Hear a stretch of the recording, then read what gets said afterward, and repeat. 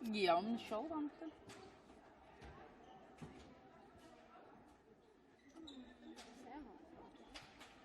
Det är okej. Det är fint. Hur men då? Ja. Och jag ska ta handen faktiskt skoffen på och se ett med bara. Ja. Men vi ser så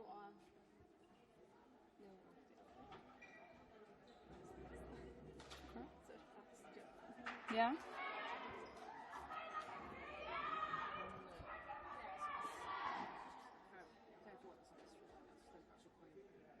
okej. Men säg akkurat med jag hörde bara från. Okej.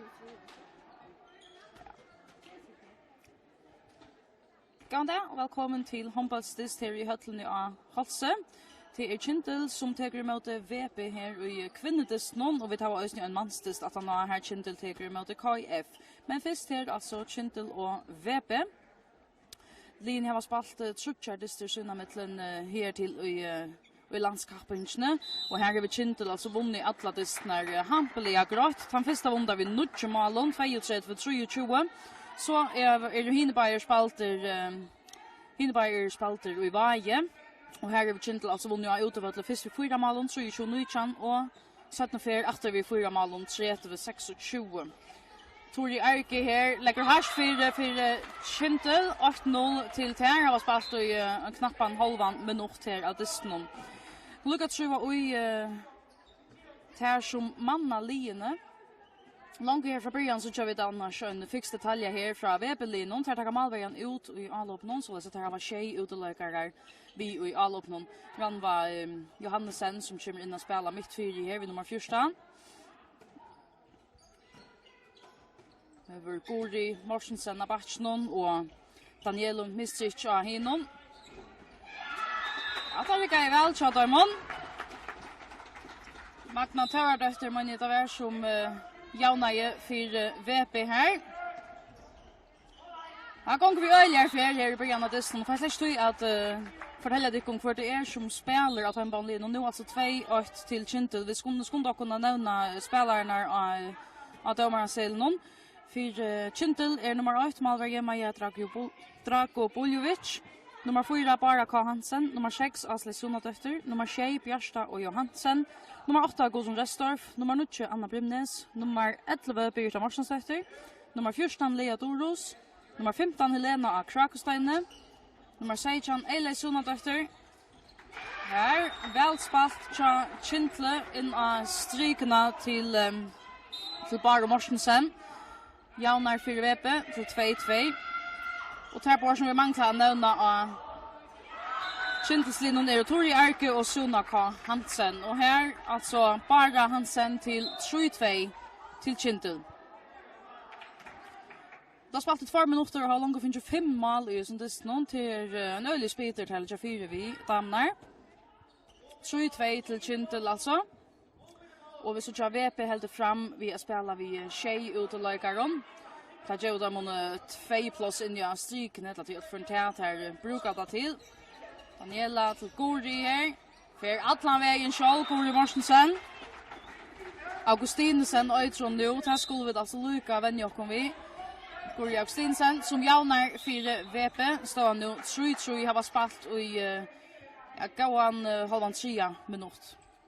Av VP-linjen här kommer vi lukka skriva i läkarna. Nummer 8 Sanja Jeftic, nummer 4 Magna Törardöfter, nummer 5 Barbara K. Hjelm, nummer 6 Dorita K. Hjelm, nummer 8 Barbara Taløy, nummer 9 Gori Krosla Augustinsen, nummer 11 Daniela Mistric, nummer 14 Ranva Johansen, nummer 15 Torun Wilhelm, nummer 16 Gorne Låbe som är väljer mål här från början.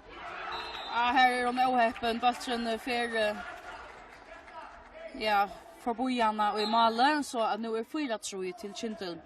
Gorne Låbe nummer 16, nummer 18 Kristina Holm och nummer 6 Barbara Krosla Morsensen.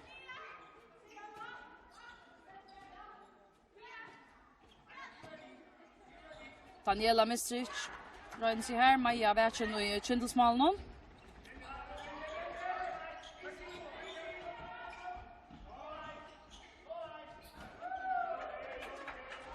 Det går öliga kött från vägen här. Line Joas är inte särskilt en ekvat hui att spela till etablera jag så skipa jag all upp spela. Vi får så om VP för att få det här rycka här. Stort att så där spelar vi tjej mot 6 här i all upp någon till inte ofta vi så här från hinnon linon. Så det frukt.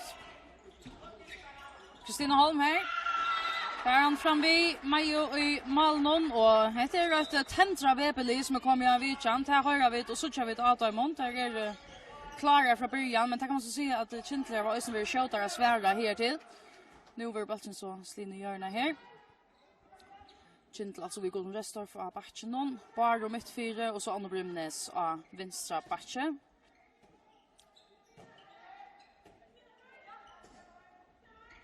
Nu kör vi där gå att i här. Från Anna. Gudrun. Bara så plats till Anna Brymnes. Och en affär Tornelope när vi att häva men allikevel färran till sista inom malstrykna. Så nu är Kyndil 8. 5-4.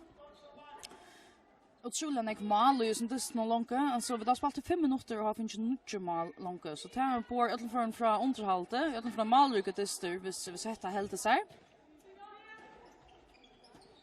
Vi är helt fram att spela vi tjej. Allopslagaren. Daniela. Var här Michelin Kärkoron som var färdig ut. Jag vet inte här. Jo, Maja fick handen av han. Men det halta domaren inte.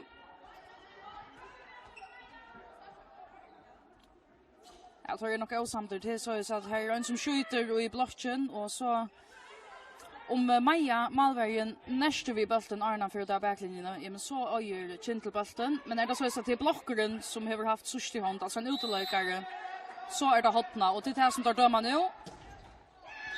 Daniela Mistric för hjälp per från Kyndils vägarna. Jaunar för VP står 5-5.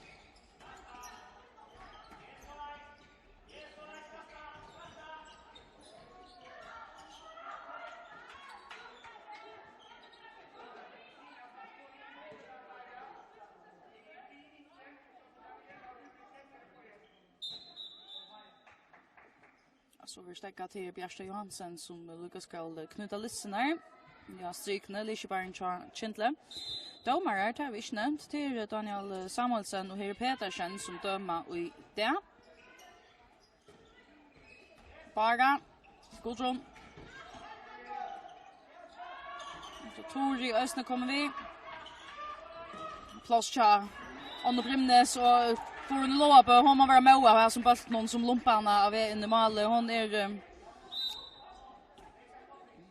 här så kör ett ett skott som först tar i blocken och så lumpar Malbergen och vi tar östen sätta i hinna ända någon för i Malnon Chamaja så Kyndils Malnon och ja men stövan sida östen själv att här har vi inte till stora vittlo Malmans average än och jag för inte till vittlo Bjärkingarna att hemma har alltså så 11 mål långt nu tar första 6 minuter. Nu har vi VP så teach och skift Malberga till så en avlägg och spelar vi 6 i all upp någon. Guri Augustinsen här skottar för upp om så kan Kyndil köra an hinvägen. Anna Brymnes pura själv fram till Bjärsta. Vi är hilten väl in i måltagen här. Nog bara Morsensen som kommer att fylla vi Bjärsta alla vägen in i måltagen. Det gör Kyndil ett brottskast här. Anna Brymnes och Sanja Jeftic som är kommande i VP-mål nu.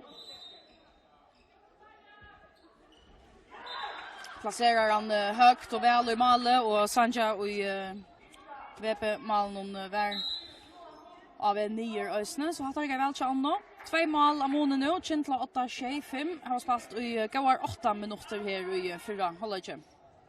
Och Kyndil nå i VP nu efter vi tjej allopslagaren.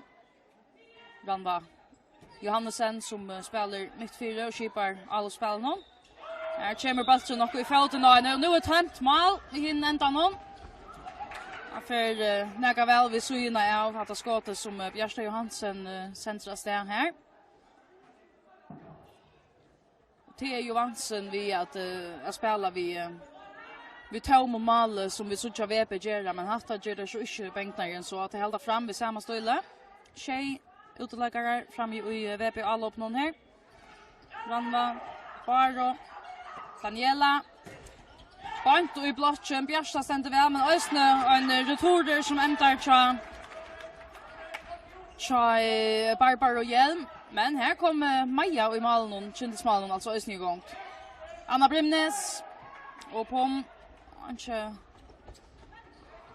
Anke att raffla om här helter, anke tycker med det kastlänare. Här var, ja, hon sa han ja, stryken i här, men det var inte som jag bara visste hur så fri hon var kanske inte helt klar att ta emot det som bulten. Bara Hansen, Öcher för Kyndil, står nu 8-5. Och det är som om att luften ganska föra sinter ur VB-ballonen nu. Det här är Lotto 4 som ett avlöje i början av dysten. Men nu är en gålet att se han här var skåra. Och Kyndil alltså färg från om vid 3 mot malen. 8-5 i stövan, men det har spalt i 20 minuter.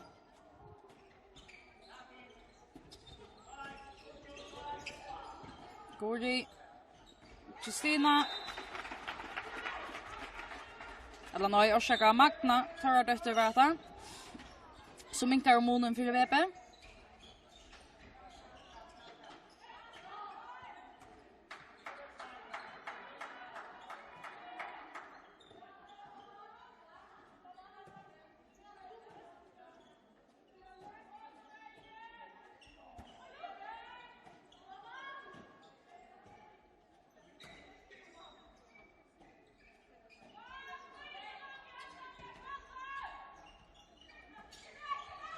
Skipa alla spel här. Vi såg från Kyndil. Ända vi en skott från Tori Erke Samuelsen. Som för väl upp på målet. Så att det var Johansen som kommer in att skipa VB-spel någon här.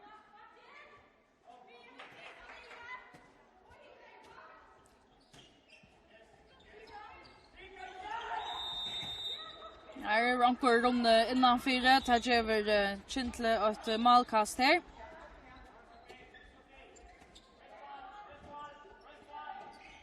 Anna. Ja, kommer hon att hänga sig ur bara Morsensen. Hon får alltså 2 minuter av bunchen för hatta. Så VP alltså nu i minnelota i 2 minuter. Han har spalt i 11,5 minuter. Står han 8-6 till Kyndil.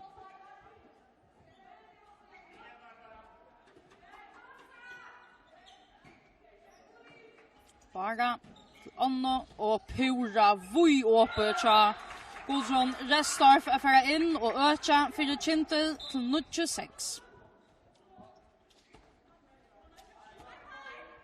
Det är helt inte häpnast av Malberg i fronten tja VP att sätta Sanjo Jeftic i mål istället för Gorna. Här har vi inte varit där stora höga bjärkingarna.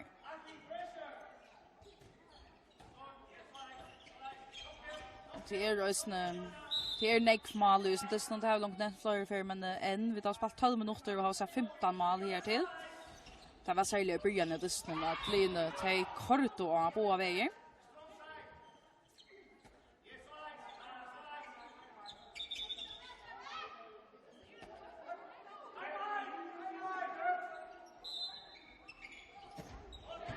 Spelar han point upp till Daniela Mistric och det är inte ringt till Kyndilsvägen att läsa avkatt för att hämta här. Nu var mansvägen där så är Daniela. Här var nog Onek fet här till Barbara Hjelm. Kan Kyndil köra hinvägen. Plats ut i avanchen här. Och spelar han fräckt i brom till Tori. Jag vet inte hur hon spär sig här Asley. Sunna efter. Helt kanske Tori har bättre plats i hinvanchen. Men det enda så en etablerande allopspel i här. Anna och så till Asley. Nu är plats chatter. Nej, efter tvärsom. Tar skulle ju uppenbart skjera. Det är uppenbart en passare av systemen. Att han den Elvingen skulle till tvärsom. Och här så för Rikaje. Nu 4 mål av Mone, 26 til Kyndil. Og her Daniela som gjør slutt for VP at halda tøymon inne, står han 26 nu.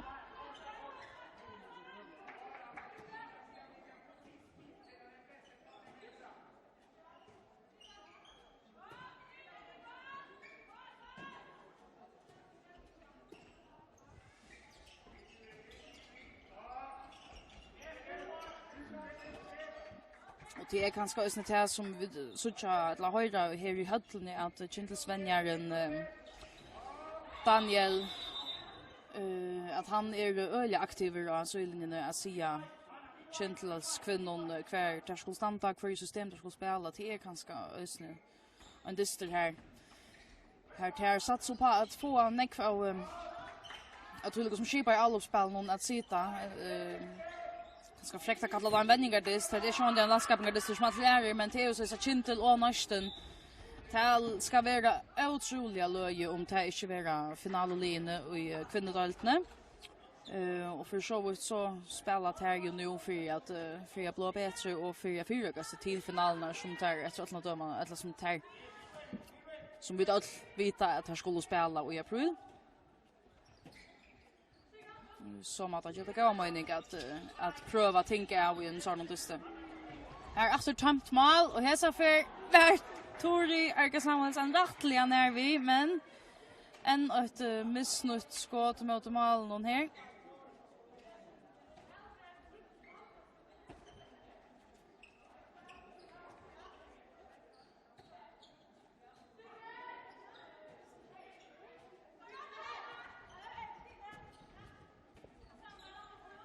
Så spelat här ett system här går det ändrar inte bara. Ja, här är broadcast och tas kontra med chansen för en avvägning. Tori Erika Samuelsen. Ja, hapsar i armen här tar i bara skall skjuta och det är ett klockrent broadcast här. Daniela Mistric och Maja Dragibulic i målen. Här så duellerna vinner Daniela minkar och Monen för VP. Stövan nu 28 till Kyndil. Vi har spelat knappar 16 minuter i 4 halvlek.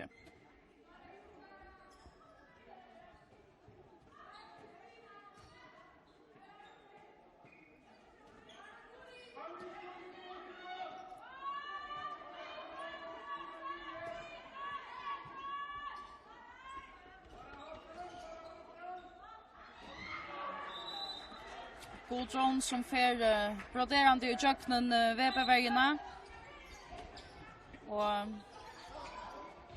Daniela hinner någon här kommer med att stanna rätt i Kyndilsmalen. Det är inte det största average vi har sett från henne här till i år, men nu har hon haft ankra bjärching.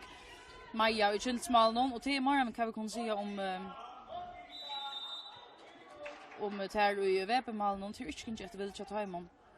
Här alltså ett broadcast till Kyndil. Goldkors det nog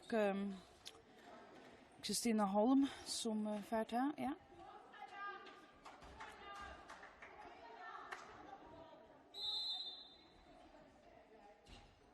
Anna Brimnes lopparan och Pum Sanjo i VP-malen. Och 24 Kyndil står nu 12-8.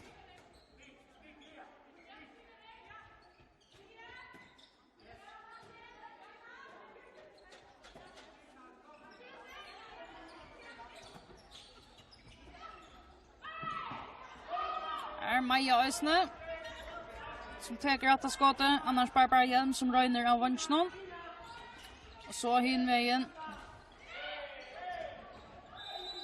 Birta Marsandsdötter som kommit in att spela mitt fyra till Kyndil. Ja, nu ändrar hon ut i vansjnån.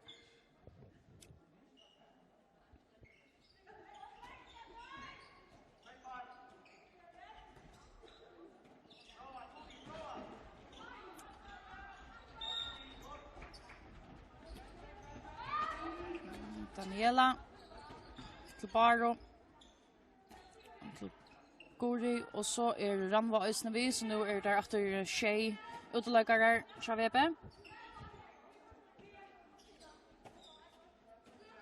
Där är alltså vi Kristin och Baro Baun in ja Sykne.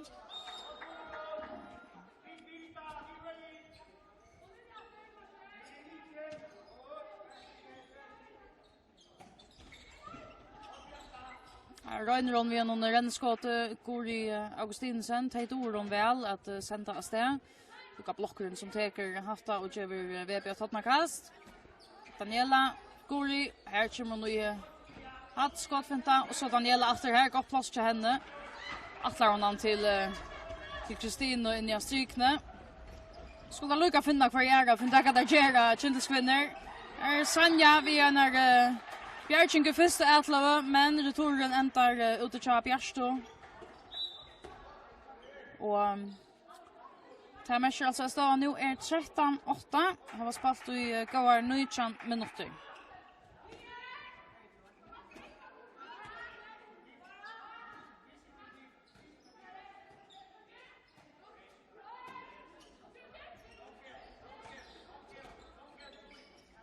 Och fräckt här går i som spelar ut till Barbaro utan hickar en och Elver en annan. Det är flotta detaljer.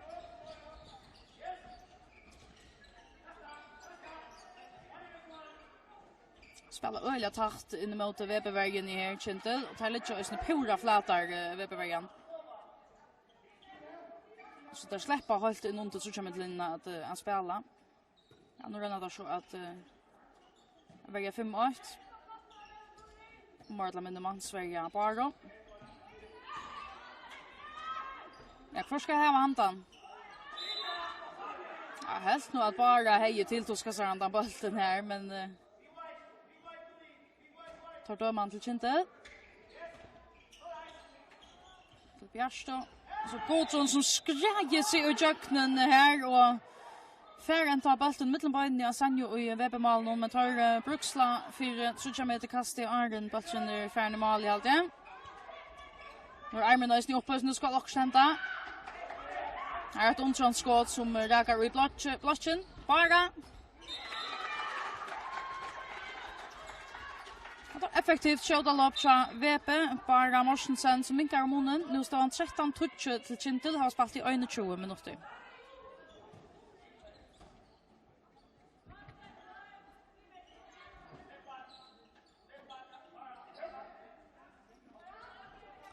Nu tar jag i VP Mansverger bar och så väljer jag att sätta Anna Brimnes innafter. Hon är en sån stor skåthöftan. Han Kyndils linon. Och här är plats till Toin Anna. Ja. Bara Morsensen ut i 2 minuter.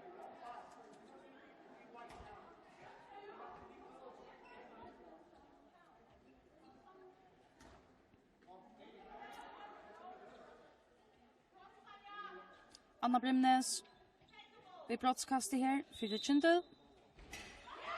Sida väl känner ju det. 14-20 till Kyndil. Han spalt i 21,5 minut. Och nu alltså VP och i minnelota och i 2 minuter. Ta med sig så i allopnon att här spelar 6 mot 6 till att här spelar 8 Malvaja.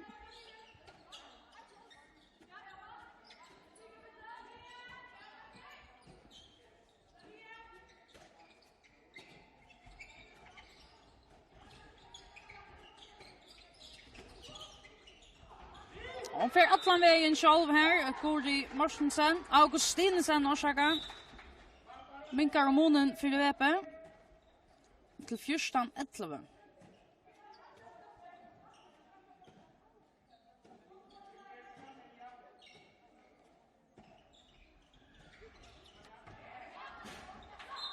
Stånk in till Björste Johansen här. Så är 15-11 till Kyndil. Och nu alltså bara hållt upp att Mansverja Danielo Mistric. Det är som det är nu tar VP i minnelota från undan bara Morsensen är ju ute vid utvisning. Så nu ja, så skapar det såna misskillingar som till dömes häsa. Här är tömt mål i hinnen. Det var ju som här tåra blå vi har kört på tömt mål Kyndil. Det har vi haft häpna vitt här till. Och nu är Sanja Ösne kommer på plats i VP-malen.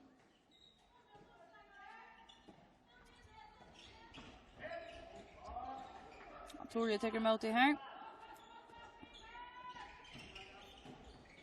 Pura uppe tja Anna Brimnes. Där spelar väl Kyndil i alla upp någon här. 5 mål av månen nu, så 16-11 till Kyndil. Och här väljer VP-vänjaren Mikael Eriksson alltså att ta timeout.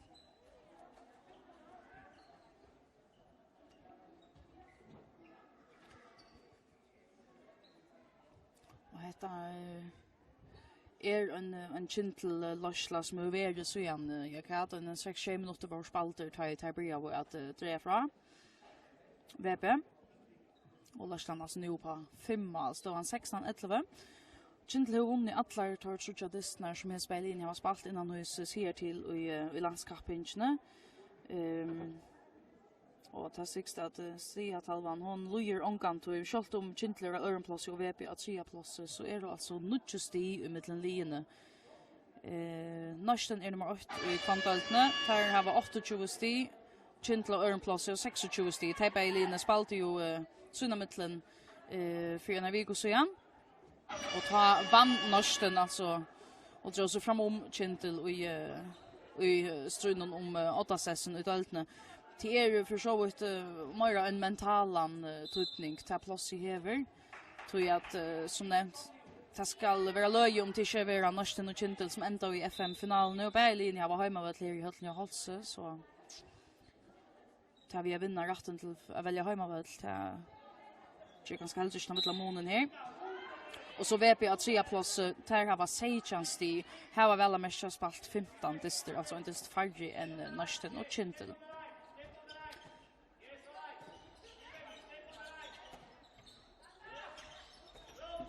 Gori och till Barbara och Vansnon. Passerar han väl från vid Majo och i Malnon. Vinkar om månen här Barbara igen. Står han nu 16-12.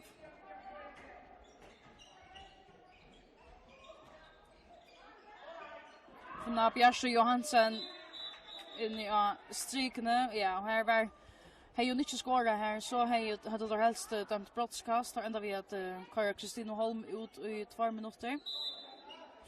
Hon packar Bjärsjö Johansen näka rujliga väl in av strykene här. Så vi är efter en minut och i 2 minuter. 6 minuter efter till halvlegs. Nu för Anna Brymnes efter upp och täcker Daniel Mistric öjliga högt. Sen så en halvmansväga. Här hon har lyckat väl ösning och rekvar resten av spelen. Ranva Johannesen ändrar helt ut i avansjonen och skjuter vid högra hand av högra vansje. Och det här hon just jag spalt öjliga när jag gått i avansjonen. Nu är det har vi sanna mest som spelstyrare men annars en runt och vanker. Och här gjorde urslit. 16-13. Och nu alltså medan där i minlåta har där skåra och här släpper där så att i all upp VP. Det här rycker bara väl. Här till.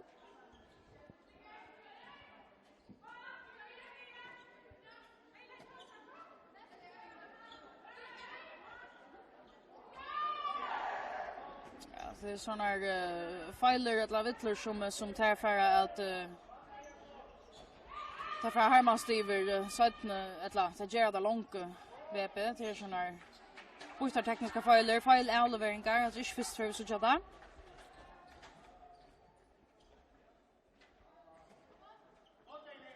Runt i LA såna där det sker once någon men gav så inte urslit i hela Seattle. Står framvis 16-13 till Kyndil. Och här får jag helst släppa på sjuresen ner 2 minuter i minlåta vid en nivskott VP. Där har var skott i ett mål och har inte finns emot sig sen här kommer minlåta här. Så uppställning till Daniela till en uppskrift som player kan också väl. Tar gärna nästa affär Daniela Mistric. Så här alltså och tar skiljer väl Daniel vänjaren Kyndil tar timeout här. Alltså VP är akkurat Kvinnuholm alltid där utvuxta i 2 minuter och vunnit har 2 minuter vid 2 mål mot i Ankon. Så det har fått ju Ankon rätten här så nästa lötna VP och Lars Kyndil alltså tagit man ju 3 mål. Så hesa gången atlar han helst är en vänta som skjutas Arndager Arend VP fær Kyndil aftur, så å säga. Kyndil, nei, ikke VP det sånn en spurning om å halda fram vi samme lea. Det är sån det gjort öliga väl så tar man om tar ösnen fink och malverjan Sanja Jeftic och sån Sindemar igång tar var inte så samförande spel för henne här till.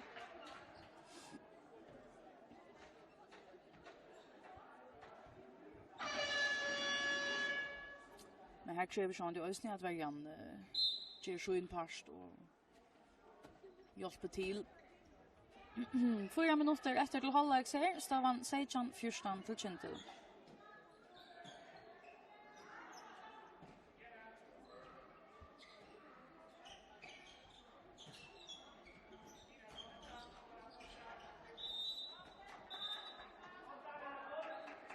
Godt kort her til Gori Augstinsen.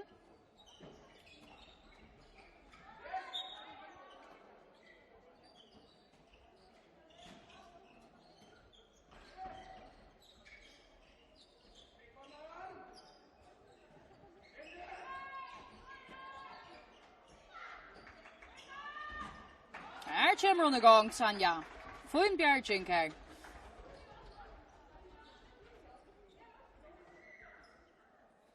Så 20 minuter efter så vill halvleikor i hessen dysten med till Kyndil och VP. Stående løtene 16-14 til Kyndil.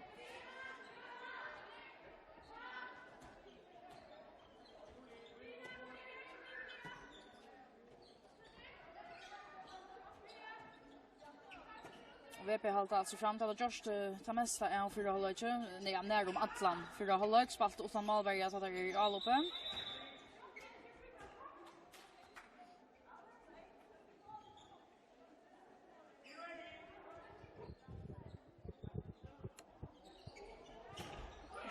Daniela point och i blocken här Bjärsta Johansen ständer pura rätt placerad.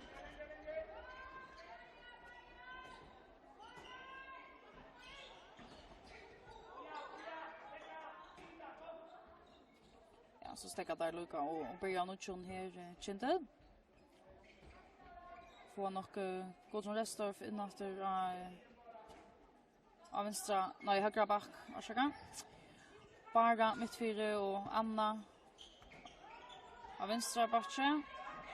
Rundgång här vid Tori. Är plats där bara, jag vet inte om hon sa att hon kom kanske vara färdig här. Och sen en världen VP-värja.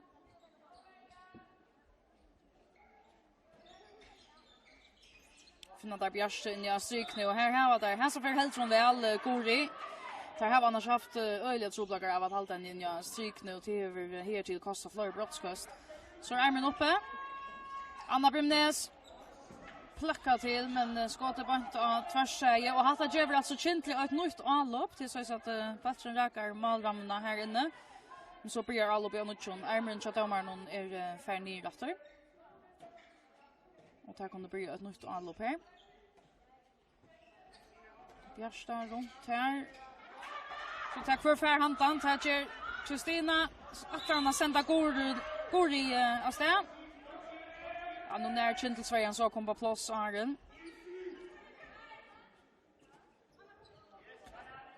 Fjärde sekund efter så är halvleikor i hessen dysten till alltså framvis 3 mål av Månes. Det var 16-14 till Kyndil.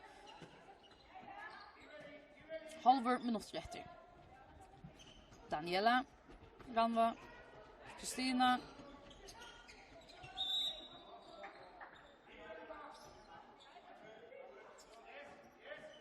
Det kan gå högt på över skjuter uppe efter Daniela. Är det de tråk så ska du skjuta kött går Tori, ja. Hvis Sanja inte skulle få han efter, hon var vi in efter i Male. Här för tojen undan och så är halvleikar i dysten här. Stövan alltså 18-14 Tori Arke Samuelsen som Luka fick skotebulten och gör tömt mål här emot i ändan av 4 halvleikar. Kvinnorna tja Kyndil och VP för att halta halvleik här i høllini och ta för vid ösne vi var efter om vi sätter halvleik om en löte. Men halvleikstavan alltså 18-14 till Kyndil emot VP.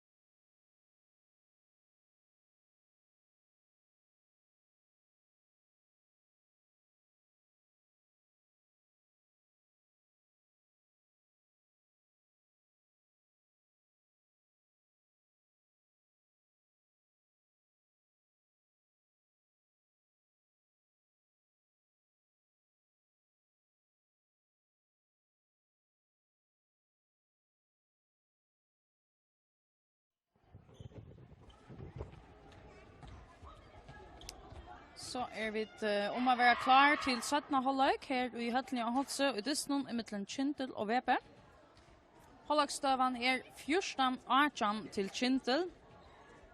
En fyrre halvleger som börjar vid bolter og brætje, boar vejer, nekv mal og nekv høf her. Och så tar jag vi ska se en 8-9, kanske 20 minuter var spalter, ta börjar i Kyndil alltså att lukka som rymma undan VP, men munnen här lukka väl ju. Han är väl på 5, kanske 6 mål. Men nu 4 halvlek tar han kört VP ett litet hal kom upp på 16-14 som det var en gåva löte och på 4 halvlek tar ökte Tori Arke Samuelsen för Kyndil. Och här alltså börjar där 17 halvlek vi att Magna Törardötter minkar munnen för VP 18-15. När det åter bjärst in i strykene och det öjliga ringt till VP-vägarna att ha tamarhalt av strykespelen till Kyndil. Det alltid 3 utvisningen tar få. Kristina Holm hur ötlen finns öjna för 4 halvlek. Och tar vi ösne broadcast. Vi såg att det till fair. Tar spel in till bjärst och tar av Orsaka brottskon är ju med det kastvärd och så är det för hon är innanför men tar halta henne så mycket fast att tar döma utvisningar ofta. Så Kyndil alltså i Marlota nu. Anna Brimnes för gott plats här. Öcher till 19-15. Och detta var där ösnen just hinner färgerna tar över Marlota Kyndil så där från Rota Mansverga Daniel Mistric och till Staramon hon som skjuter VP-malene. Och VP hever Jackson Atlantisten ett Atlanfyralök och hålla fram här så att ta malvägen ut ta att spela allopspel. Så självt om tar man lägger färja vattnen så här var där fullt tal i allop någon och tar rusligt här Barbara Hjelm som av vanchen här minkar munnen till 19-16.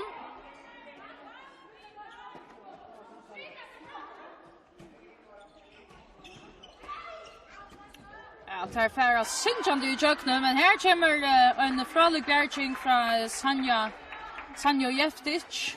Först som benter ju Sanjo måste vara.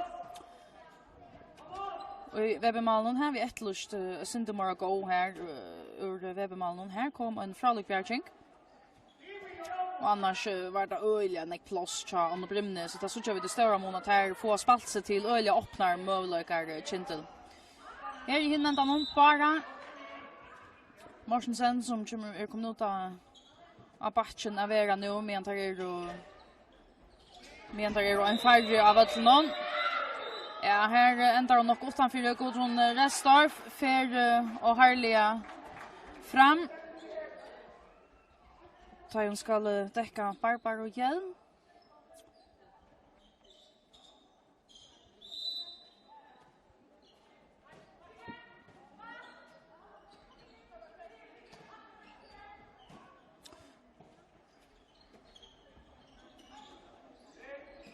Här så lägger jag upp till Daniela skottet för fram vi här och Sanja när jag kommer upp på plats i VP-malen.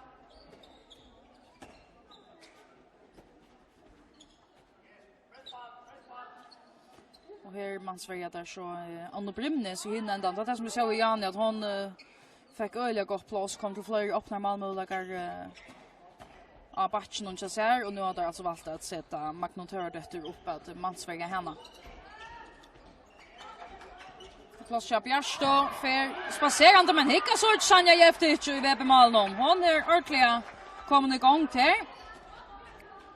En man gå Bjärking.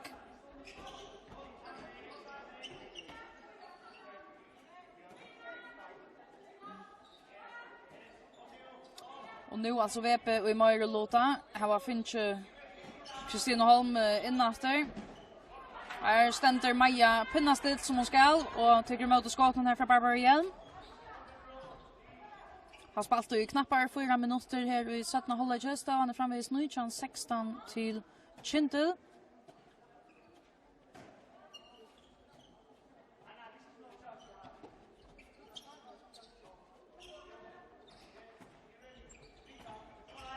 Tori för själv och har spurskan vinkel och lukar sett från han i nätet fram vid Sanjo i Malmö. Gott skott här.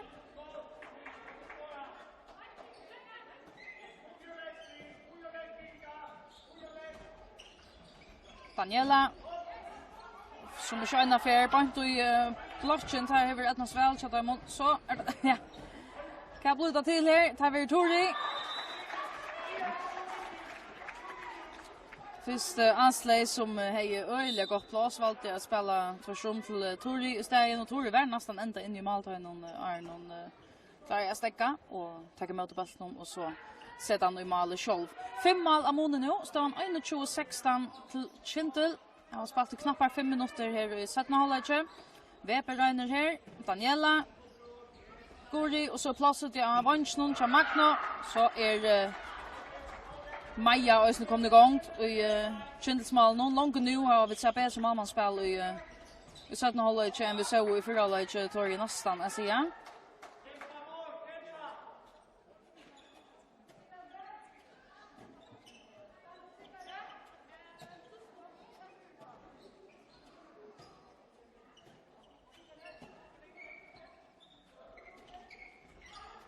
Plus till Anna Brimnes. En blocker som så är en lumpar Malvägen. Och Baltren trilla så inom.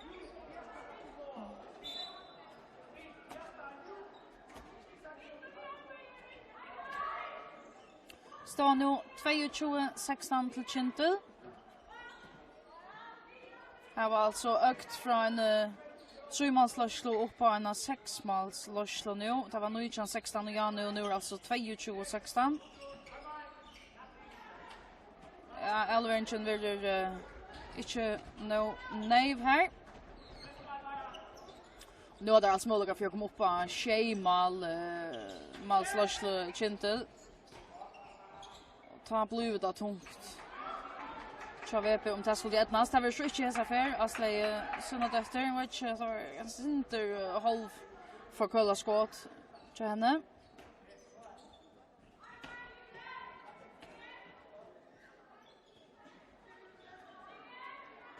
Och spelade 6,5 minuter och satt några just då alltså 22-16 till Kyndil.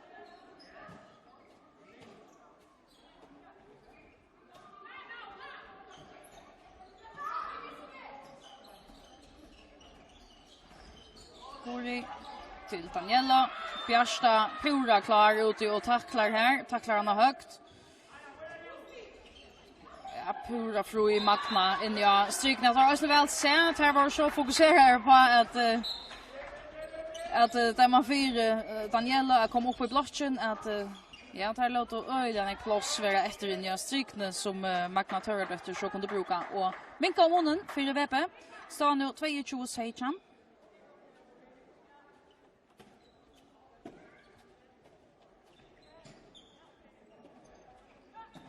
Tori Erke Samuelsen i övergång.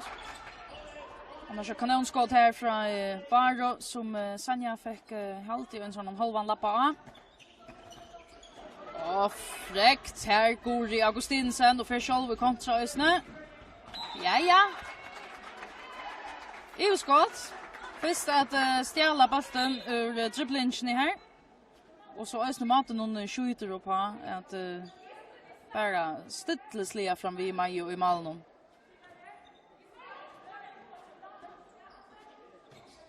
Färdas så jag lagt ut Gori, det är stort så jag. Bara finna Bjärsta.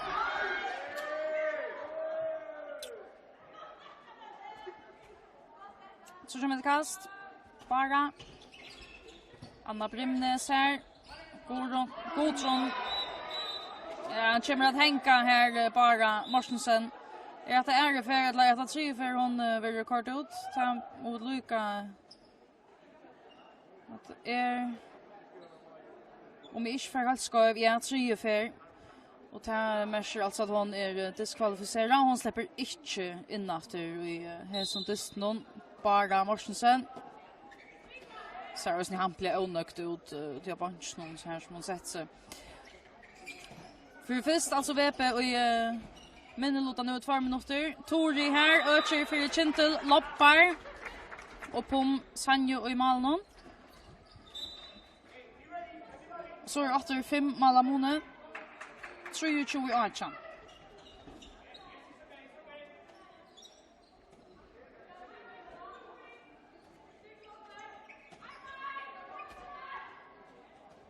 Några minuter spalter här i 17 halvlek.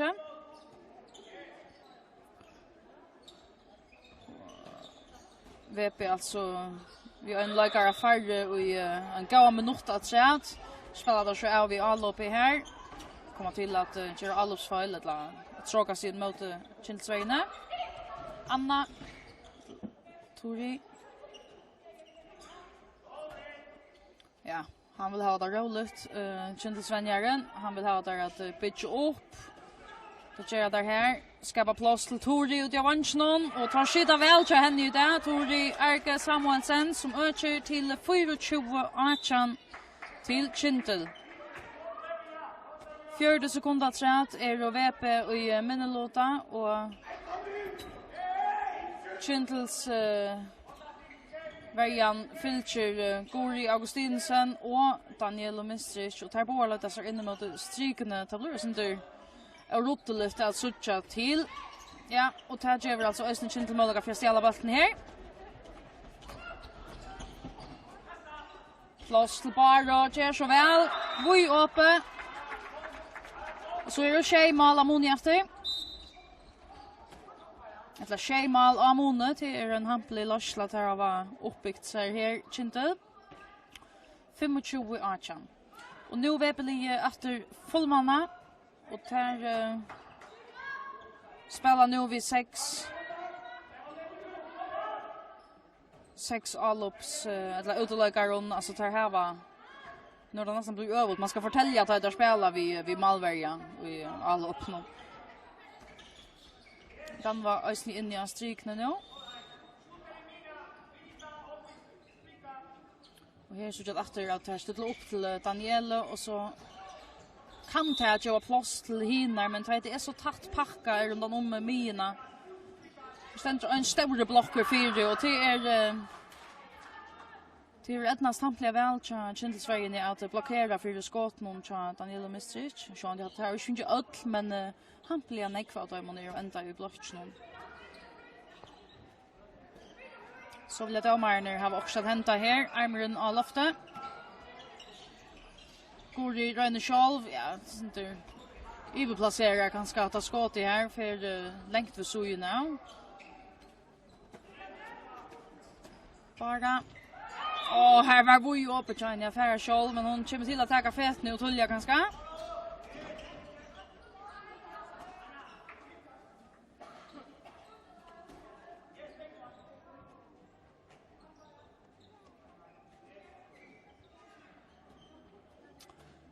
Halda fram av mansverja Daniel Mistrich Kyndil är hållt upp i amine vid henne.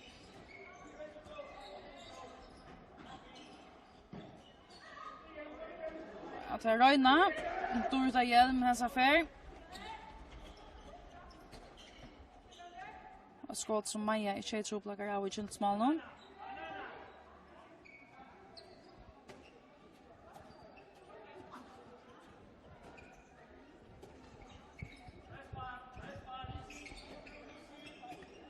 Bara Anno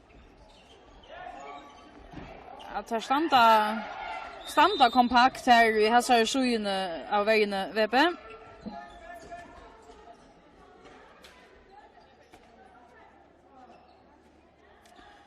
Och så är han bara Morsensen var kort ut och fick reja korset, alltså fick 3 utvisningarna och diskvalificera. Så har VP inte spalt det här tjej mot 6 allopsspelet. Jag vet inte om hon är en så tojande pastor av tog. Så det är att ta spelat där vid 2 mån strykeläggaren. Till Kristina och bara. Så nu tar jag bara inte tog så ser det ut till att det här var kanske inte är där läggare att do på till tänsläge av allopsspelet. Här så jag att det var Johannesen. Hur så väl hon då vi högra hand och högra vänster.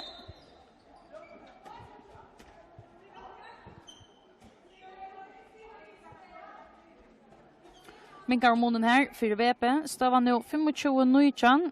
Har spalt i knappar 14 minuter av 17 halvlek. Nu är det börjat så just det syndemar av fältje här i höllini till så säga männen tjär Kyndil spela ösnu och där tar tagga emot KF om en halv timme från 16. Kan det strömma vid ösnu.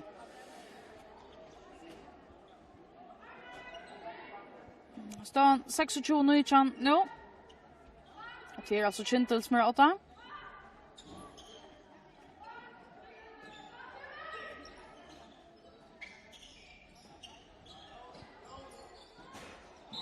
Här stånk in till Daniela Mistric och Maja hever kanske handen av bollen men är akkurat och stort att Bjerka ordentligt av en sån halvbjärking som inte ordentligt mån.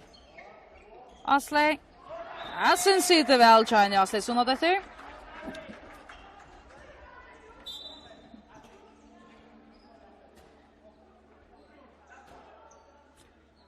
Så är tjej 20-20.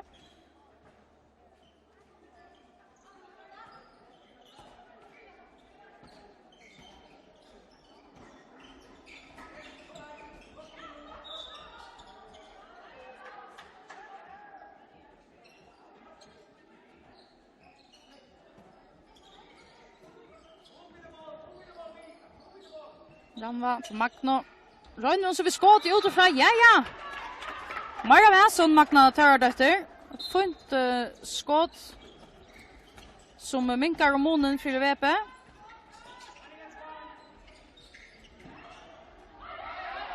Så är nej här är inte tömt mål men Ranva Johannesen är kvick som hon är färden av sted.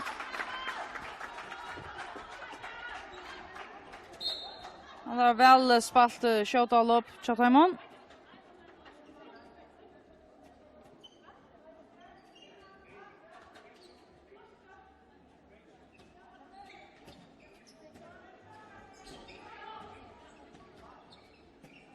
Sexton minuter spalter och 5 mål av måned till Kyndil som är 8, 22-22. Bara här till skulle jag säga till Tori till typ att man ser per automatik men det är Leadoros som är kommit in av vanchen här nu.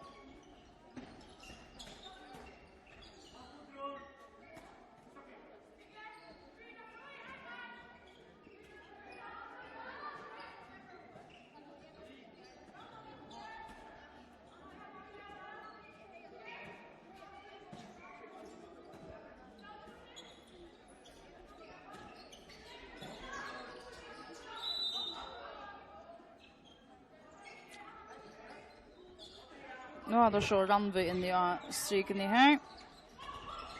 Gori till Danielo.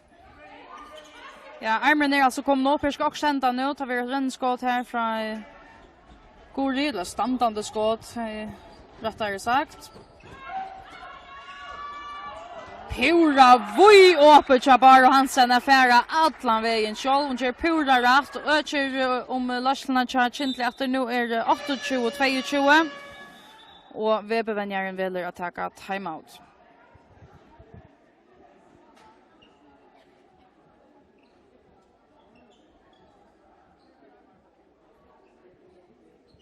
Som det är fotbolls AHA och Hálsi vidare så börjar FO-dalten nu i det. Och här är det alla 5 Disney börjar.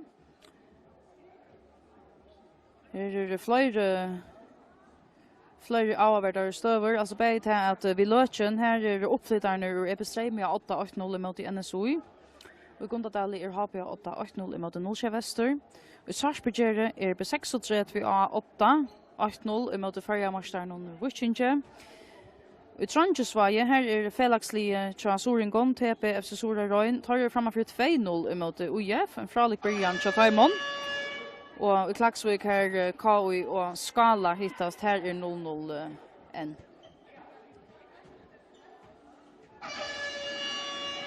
Så klart att ta spel upp efter här. Stövan här är alltså 28-22 till Kyndil emot VP. Här var spalt och går 16 minuter av 17 halvlek. Alltså knappt 13 minuter efter. Att det är någon.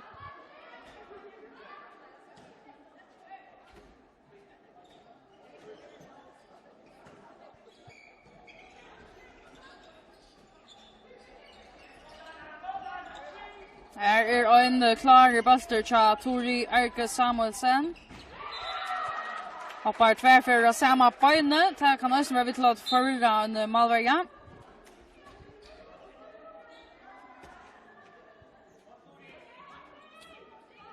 Och nu alltså att det är tjej malamone. 22-22.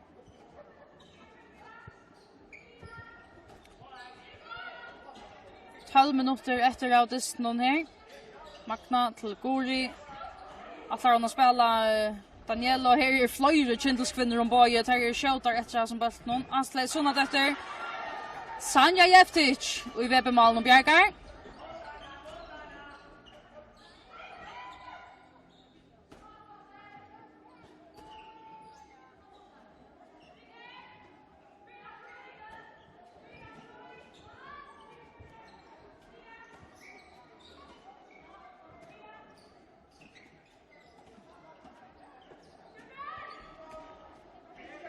Så Ranva Johansen in i övergång så tar han tvär in i strykne, Veppe. Och Gori kvick att fänga handa bollen efter ur blotchnom och fer själv och minkar munnen för Veppe. Anna Brimnes här skott i handen av Sanjo och i Veppe-malen av Venon, men hon fer kört lite hemma av bollen och han ändrar alltså aftan för henne i malen. 11 minuter efter att spela. Tjej mål måne. Kyndil 8, 30-23.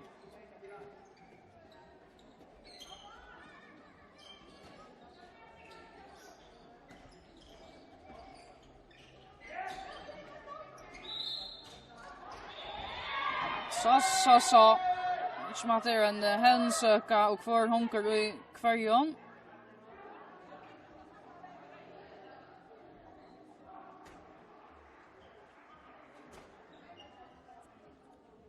Daniela missar inte av en bolt. Ganska onek farspix av hinnom bolt någon.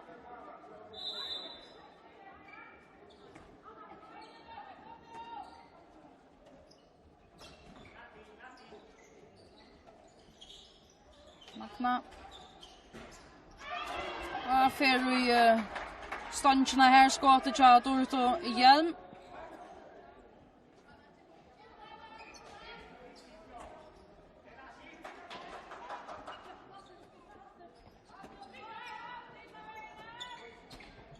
Birta Morstens efter för Själv. Sanja vinner finare Bjärchink här.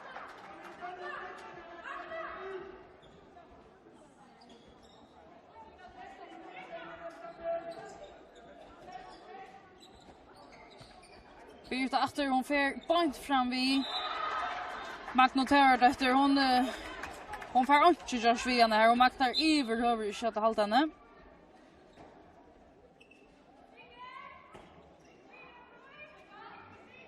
Och nu alltså 8 mål av Måne. Stavan 31-23 till Kyndil.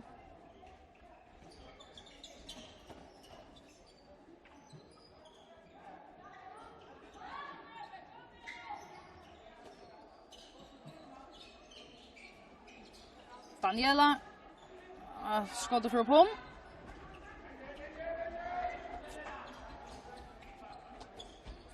Birta. Anna är i fair. Det var här god från Ösne, men ja, det är så möjliga alla ständer Kyndil. Så ändrar han in till Sanjo och en välsmort kontramaskin att här var kvarant i här VP. Ranva Johansen som renner från Ötlund. Och Sanja sänder den bollen här nian. Att det är ett 3 för vi så att måla Hälsingslanon. Det skulle flyga en tät till om VP ska göra några vidkint till här. Alltså stavan nu 31-24. Och 8,5 minuter efter att spela av dysten. Så här ska också spröta kört om Kyndil ska föra stäv i sektionen här. Anna Brimnes spoltrande i jöknen och ökar om Kyndil-slashterna. Stavan nu 32-24.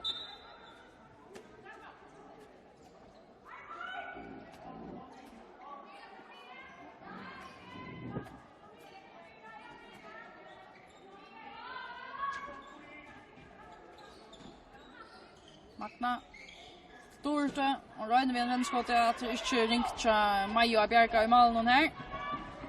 Tori Erke, frek detalja, loftar honom i luftene, og sender han bant videre i malet, og Sutjar Kyndil en nutjemals Loslo, stod nu 33-24.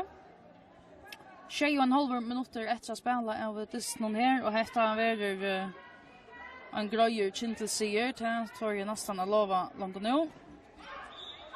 Ja, Dorte igjen, mister han her, og så Bjørstad Johansen kan fære. Fære på ham.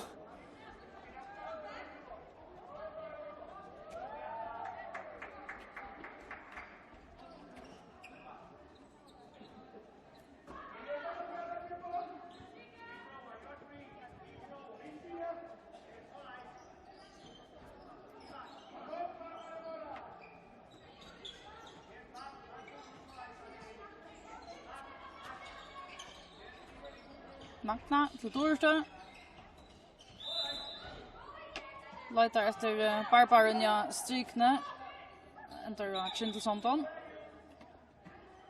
Så stiller der enda en affär upp till Daniela. Och så är det här om hon försöker blocken till i malen. Nej, hon finner Kristina Holm. Och så attra en uppställning. Här så vi får en sjal. Maja. Fär bildbok vi har skått i här. Och så kommer alla upp i här. Kyndil kan så just ha något hutchumals lossla. Stående løtene 33-24 til Kyndil. Det 6 minutter etter å spille av hessen dysten. Nå kommer Eli Sundadøtter inn av vinstra vong til Kyndil.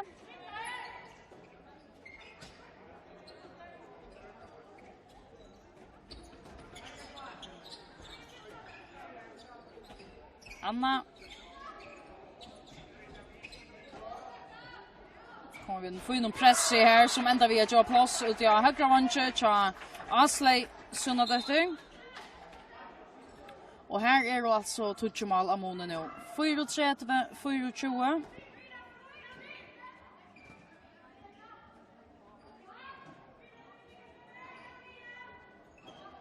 Dette gonger bare øyn ved i løtene. Det tids ikke som om at VP hever noe kontant motsvær på en sier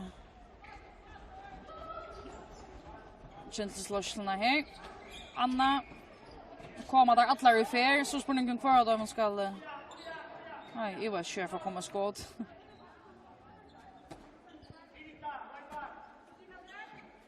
Så la meg byrte i høyre bak.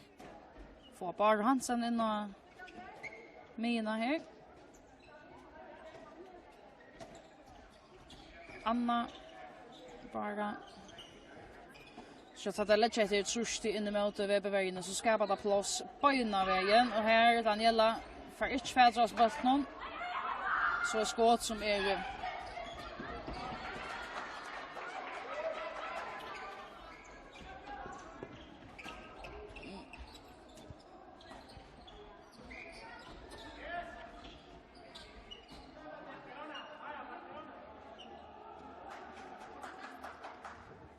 Så det går 4 minutter etter å spille av dysten her, og det altså Kyndil som 8 vid touch malen. Det kanskje bare en spurning om å få et avgrøt. Nå vet ikke om Ranva Johansen kan gjøre det enda en affær. Nei, hese affær vil stanken ikke som han vil.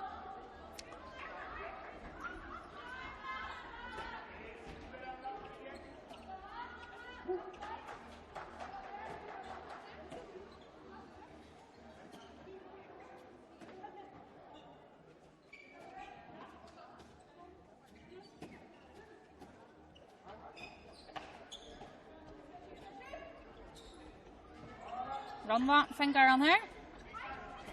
Så det här hur så väl kontramaskinen rycker utan henne. Ja, inte rycker så väl här för.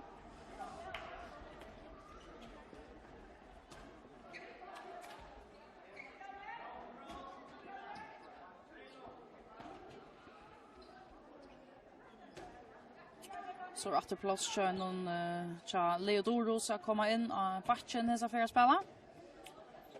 Det gjør altså Anne Brimnes fru.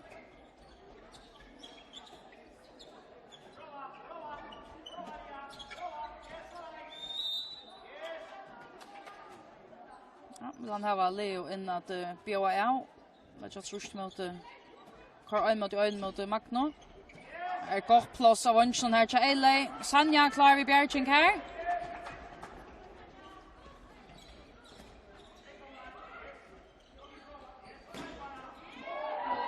Hatt det här är inte hoflå över alla spelen och kör vepen nu. Det kanske bara en spurning om att få ett ivestage. Birta Morstans efter till 35-24 nu.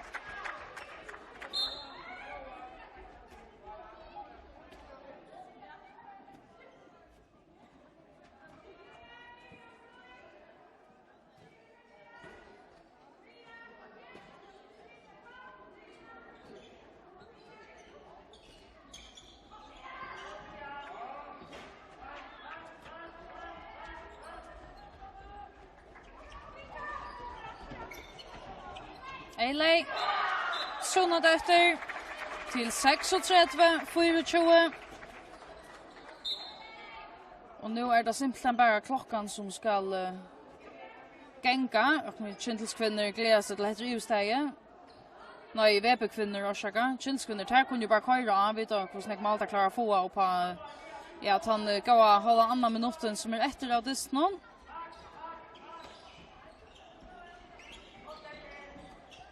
Kristina.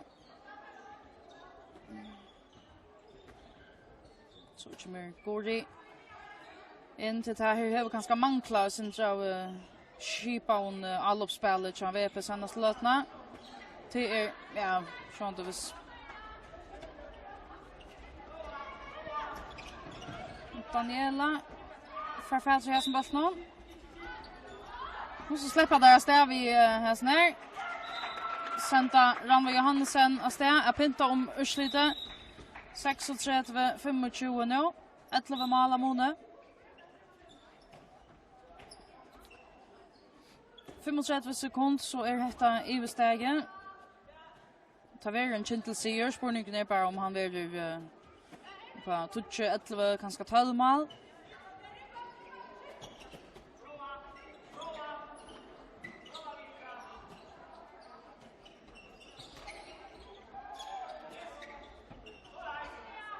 Lea Dordos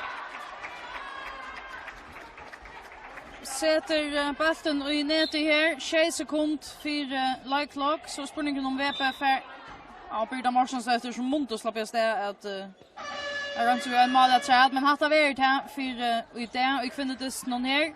Kyndil vinner alltså 26-25 emot VP. Vi var omgång till Nagarivi om kväsa bättre lie. VP lei 4 som ett öllöje. Ta check hampliga jämt de första 5-6 minuterna. Neck mål på vägar. Om vi ska så var en 11 mål kommen tar vi 6 minuter var spalter. Och men tanne färden hon helst alltså inte långt så blir luften för ur VP-ballon och särskilt här i 17 hållet har vi bara sett lustarna att Kyndil blir större och större och större. Ändrar alltså på 12 målen. Kyndil vinner 26-25. Kommer här vi upp på 28 stig. Jämt vi nästan, men här var samstundes spalt endast flöjre än nästan. VP var varandra till 16 stig och 3 platser och 10 platser för önskan att ta prata om så än i ötlen för dem. Står nu i kvantalen nu hon att nästan och Kyndil bäge har 28 stig, men nästan spalt endast färre. VP har 3 platser vid 16 stion, VF har 4 platser vid 13 stion, Stjärnan har 15 platser vid 6 stion, och så är STUIF ansatta platser vid 4 stion. Vi var efter vi mansdysten om man har lötet till så är Kyndil teker emot KIF. Han dysten börjar om ett litet korser klockan 16. Och ta han börjar ösnö en annan dyster i efter settet när han var Västmanna mellan VF och Team Klaxvik.